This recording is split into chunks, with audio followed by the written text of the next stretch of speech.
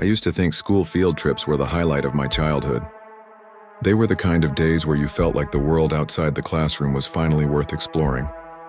But after what happened during one particular overnight trip to a camp in the pine forests, I can't hear the word field trip without feeling my stomach knot up.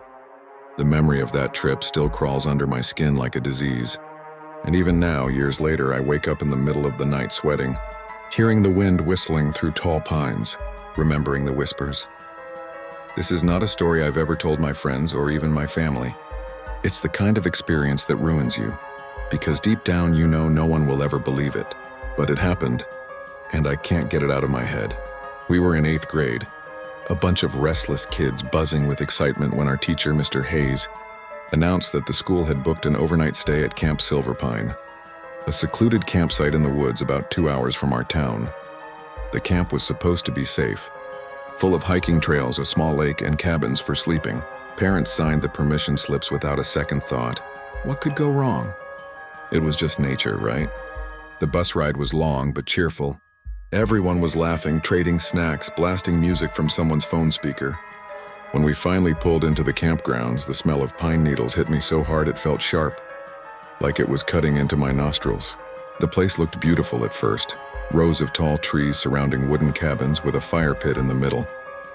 But the longer I stared at the woods, the more something in me twisted.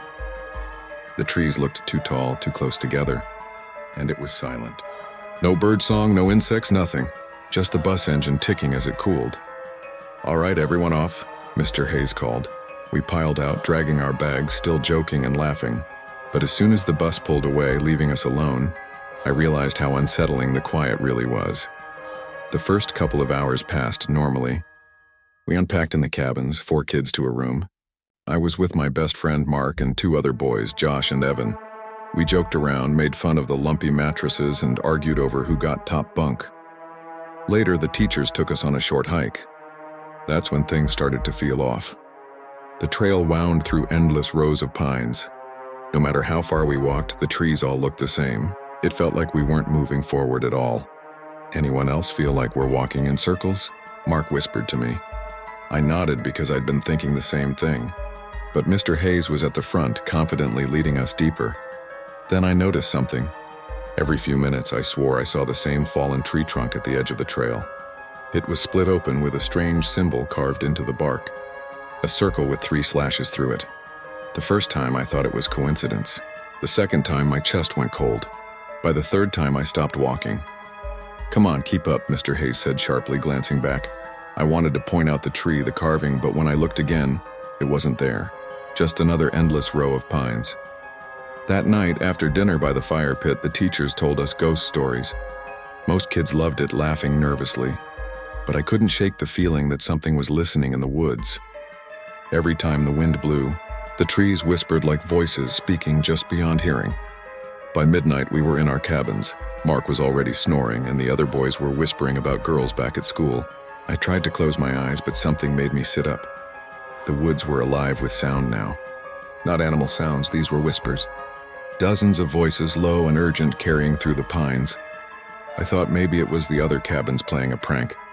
But then I heard it, footsteps crunching right outside our window. I froze. Slowly I turned my head. A figure stood between the trees. It wasn't holding a flashlight, and it wasn't a teacher. It was tall, impossibly thin, its limbs too long, its face pale and blurred by the shadows. It didn't move. It just stood there, staring at the cabin. I blinked and it was gone. The next day, none of the teachers mentioned anything strange. But I noticed something weird about Mr. Hayes. His voice sounded hoarser, like he hadn't slept, and his eyes kept flicking toward the tree line like he was expecting something. During free time, I asked him if the camp was safe. He gave me a long stare, then smiled in a way that didn't feel right. "You kids don't need to worry," he said. "The forest takes care of its own." I didn't know what that meant, but I didn't like it. The second night was worse. It started with scratching sounds on the cabin walls. Not animal scratching, more like fingernails dragging along the wood. Josh and Evan tried to act tough, joking that it was probably squirrels. But Mark sat up, pale as chalk. "Do you hear that?" he whispered. The scratching circled the cabin.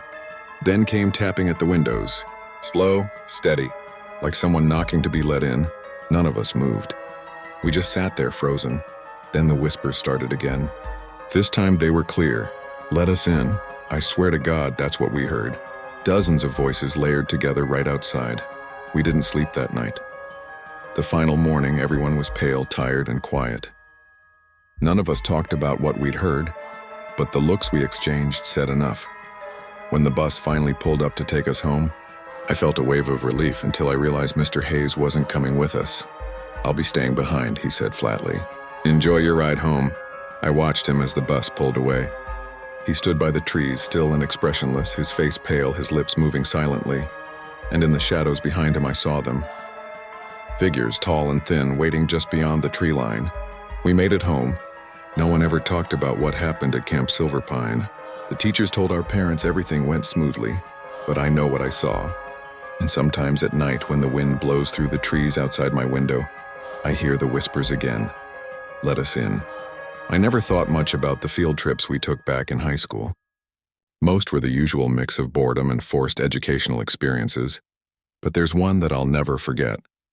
Not because it was fun, not because I learned anything, but because what happened during that trip still makes my skin crawl to this day. It was sophomore year, and our biology teacher, Mr. Reed, had arranged a weekend trip to a large nature reserve a few hours from town. The idea was to study the ecosystem, take notes on wildlife, and maybe collect samples. Honestly, no one in the class cared. We were just excited to get out of school for 3 days. The reserve was enormous, about 50 square miles of dense forest, wetlands, and rocky cliffs. There were cabins set up for schools and groups like ours, but beyond that, it was pretty much wilderness. No Wi-Fi, no phone signal, just old trails and thick woods. At first, it seemed like it would be a normal trip. We unloaded our bags, found our bunks, and then had dinner in the mess hall. But I noticed something strange right away: the silence. It wasn't the peaceful kind of silence you'd expect in the woods. It was oppressive, heavy, like the air itself was pressing down on you. I didn't hear birds, didn't hear insects, not even the distant croak of frogs by the water. Just nothing. Mr. Reed explained that the forest had a delicate balance and maybe the animals were further away. But I couldn't shake the feeling that the woods weren't empty at all. It felt like something was hiding, listening. After the teachers gave us the usual safety talk, we were free to hang out around the cabins. A few of us went outside to sit by the fire pit, but the woods felt different at night. The trees were so tall they blocked most of the moonlight, leaving everything wrapped in shadow. The fire cast long, jittery shapes across the tree line, and I caught myself staring too long at the gaps between the trunks, half expecting to see someone standing there. That night, I barely slept. Around 2 a.m., I woke up to a noise like soft footsteps crunching on leaves outside. At first, I thought it was just another student sneaking out, but the steps didn't move toward the cabins or the path. They circled, slow, careful, almost deliberate. I pulled myself to the window, heart racing, and looked out. For a second, I thought I saw something tall move between the trees. It was just a flicker, a shadow against deeper shadows, but I know it wasn't my imagination. I didn't sleep the rest of the night. The next day, we set off on a guided hike. There were about 20 of us, plus 2 teachers. We followed an overgrown trail deeper into the woods, past huge oaks and pines that looked older than anything I'd ever seen. The deeper we went, the darker it got. The canopy was so thick that even though it was midday, it felt like dusk. I lagged behind with my friend Alex, who was just as creeped out as I was. At one point, he whispered, "Do you hear that?" I stopped walking. At first, I didn't hear anything, but then it came. Faint clicking noises, like someone tapping 2 stones together. It echoed faintly through the trees. "Probably woodpeckers," I said, though I didn't believe it. But Alex shook his head. "That's not a bird. It sounds like code or something." We told Mr. Reed, but he brushed it off, saying it was forest sounds. Except I kept hearing it. Every few minutes, click, click, pause, click, click, click. Always behind us, never ahead. By the time we returned to the cabins, everyone was exhausted. Some students laughed off the strange silence of the forest, others said they felt uneasy too. That night, things got worse. I woke up again, around the same time, 2 a.m. This time, it wasn't footsteps. It was whispering. I froze in my bunk, straining to hear. The whispers came from outside, just beyond the window. Low voices speaking too softly to understand. I slowly turned my head toward Alex's bunk, but he was already awake, staring wide-eyed at the ceiling. He'd heard it too. We lay there, terrified, listening. The whispers didn't stop. They circled the cabin, just like the footsteps had the night before. Then, 3 knocks on the wooden wall, so soft I thought I imagined it. Knock. Knock. Knock. I wanted to scream, but no sound came out. The whispers faded after that, swallowed up by silence. When morning came, we told the teachers. They didn't believe us. Mr. Reed said maybe we were dreaming or someone was pulling a prank, but I know it wasn't. On the 3rd day, the teachers decided to take us to a cave system in the reserve. Supposedly, early settlers had used it for shelter. We were told to stick close because caves could be dangerous. The entrance was just a jagged hole in a cliff wall hidden behind brush. The deeper we went, the colder it got. Our flashlights flickered against damp stone walls and every sound echoed. Drips of water, our own footsteps, nervous laughter. At one point, Alex tugged my sleeve and pointed at the ground. There were footprints. Not ours, too big, too deep. And they didn't lead out. They went further in. We followed the group until the cave opened into a wide chamber. That's when I noticed something scratched into the rock walls. Not graffiti, not carvings. Symbols. Circles with lines cutting through them. Crude shapes that looked almost like people with elongated arms. One of the teachers quickly told us not to touch anything. Said it was probably just local markings. But I could see the unease in his eyes. On the way out, my flashlight passed over something that made my stomach drop. A handprint. Huge, smeared across the stone in something dark. I didn't say anything. Our last night at the reserve was the worst. The teachers let us have one final campfire. Everyone tried to laugh and make jokes, but the atmosphere was tense. The woods felt closer, heavier, like the trees themselves were leaning in to listen. When we went back to the cabins, Alex and I made sure the windows were locked, the curtains drawn. Still, I couldn't sleep. My body was buzzing with dread. Around 3 a.m., I heard it again. The clicking, louder this time. It wasn't coming from outside, it was in the hallway of our cabin. Click, click, pause, click. Alex sat up, pale as a ghost. It's inside. We listened, paralyzed.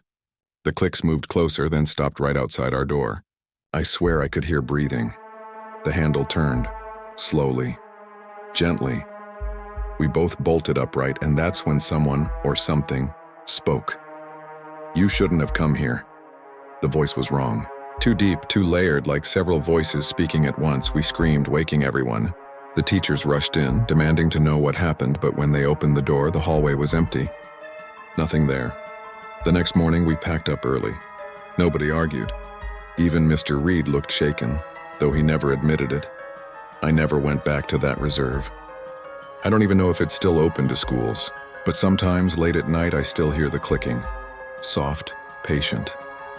I'll never forget that final voice either, the way it said we didn't belong. And maybe it was right, because whatever lives in those woods didn't want us there, and it made sure we'd never forget. When people talk about their worst school field trips, they usually mean boring museums or endless bus rides. Mine was different. Mine left me with nightmares that haven't stopped in years. It happened during my senior year. Our history teacher, Ms. Carter, had this obsession with learning outside the classroom. She always pushed for unusual trips, battlefields, old mines, ghost towns. For our final project, she arranged something none of us expected, a tour of an abandoned textile factory on the edge of town. The factory had been shut down since the 1980s.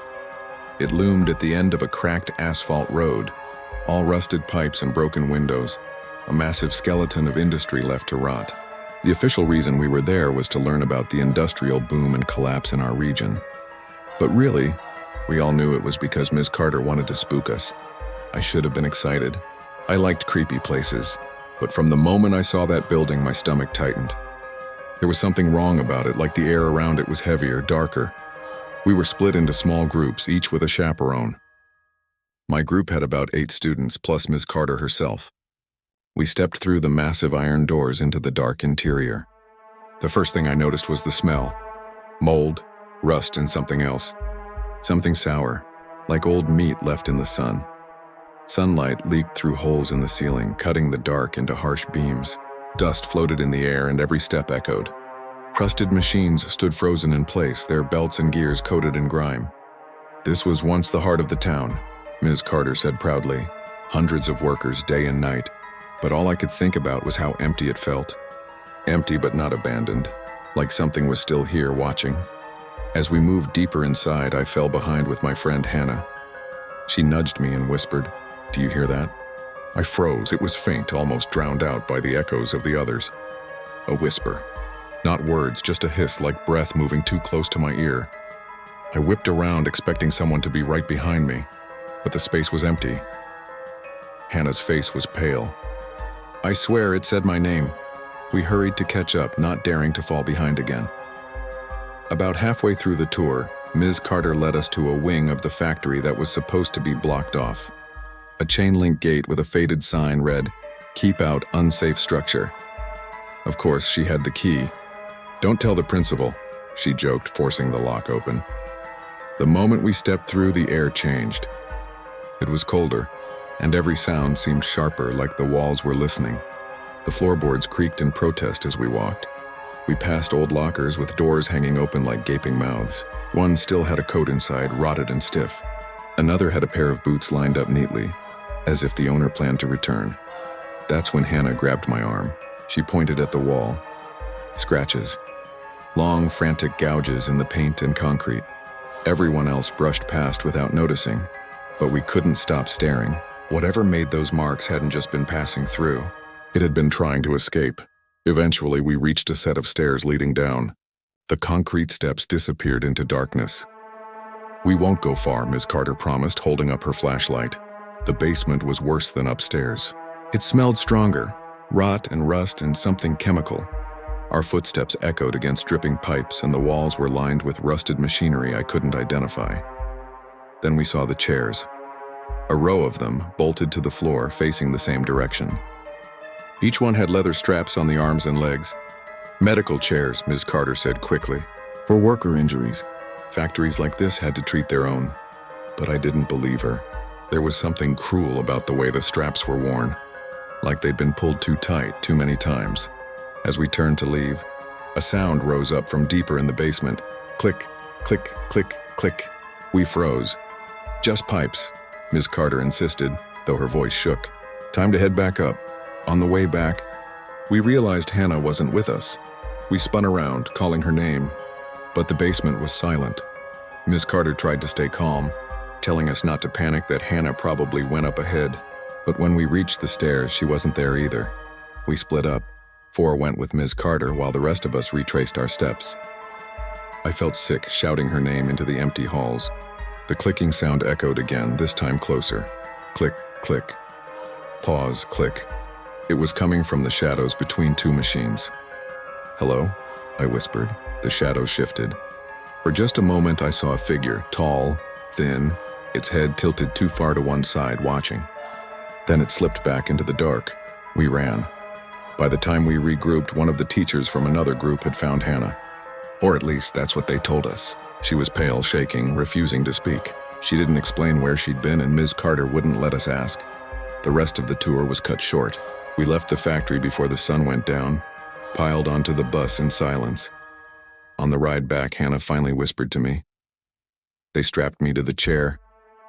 I stared at her, heart pounding. "What?" Her voice trembled. It was dark. I couldn't move. Something was whispering in my ear. I thought I was going to die there. When I asked how she got free, she just shook her head and started crying. School tried to cover it up. They said Hannah had gotten lost, that she panicked. Ms. Carter resigned at the end of the year. But here's the part I've never told anyone. 2 weeks after that trip, I walked past the old factory on my own. I don't know why. I guess I wanted proof that it hadn't been real. As I stood outside, I heard it again, click, click, click, click, and then faintly, a whisper, my name. I ran and never went back. To this day, I still hear it sometimes, in the middle of the night, in the silence between breaths. The clicking, the whispers always just behind me, and I know deep down that Hannah wasn't lying. Whatever lives in that factory is still waiting.